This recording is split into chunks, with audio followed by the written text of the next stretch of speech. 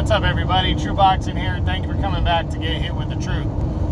So this video we're going to be doing the Showtime recap from Saturday, April 10th. Real quick, just running through it.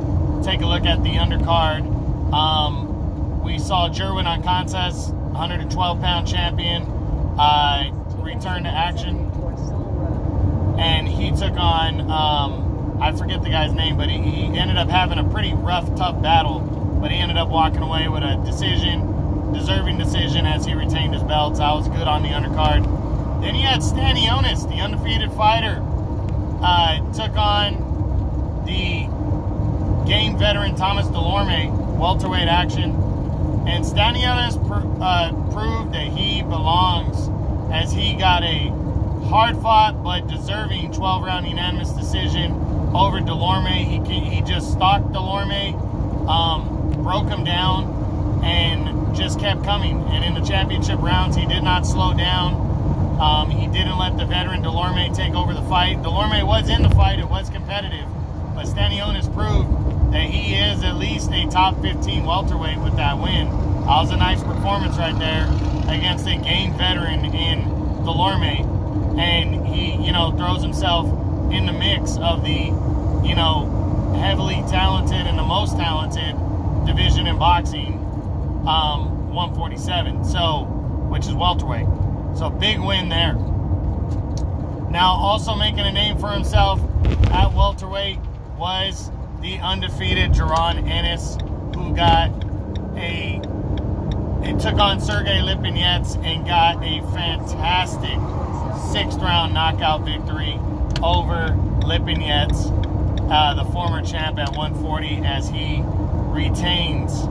as he stays undefeated and now is a serious player, as he has busted into the top 10 of the best division in boxing, which is the 147-pound welterweight division.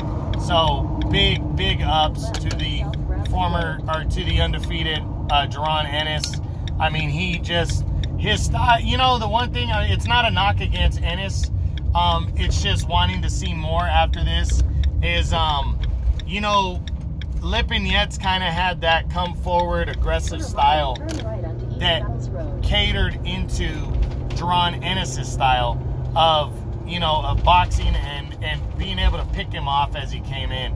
And that's exactly what Ennis did. He just picked off the game Lipinets. He just picked them off as he came in all day. But, Lipinets fought his ass off. He did, he fought as best as he could, but he just was outgamed in this one and outclassed by a younger and hungrier and undefeated and big welterweight in Ennis. Like I said, it was a great matchup for Ennis to pass the test of if he is on this kind of level in the top 10. I think most of us felt that he was a favorite coming in, but like as we said, Lipinets is a tough fighter. So Ennis just blasted him though. So it was a big win. And now again, it's not knocking Ennis that Lipinets' style kind of catered to Ennis to be able to pick him off, but now I want to see him step it up even more and face a guy who can box. That would be nice. So we'll see. He's already talking about Terrence Crawford, saying Crawford, he does everything better than Terrence Crawford does.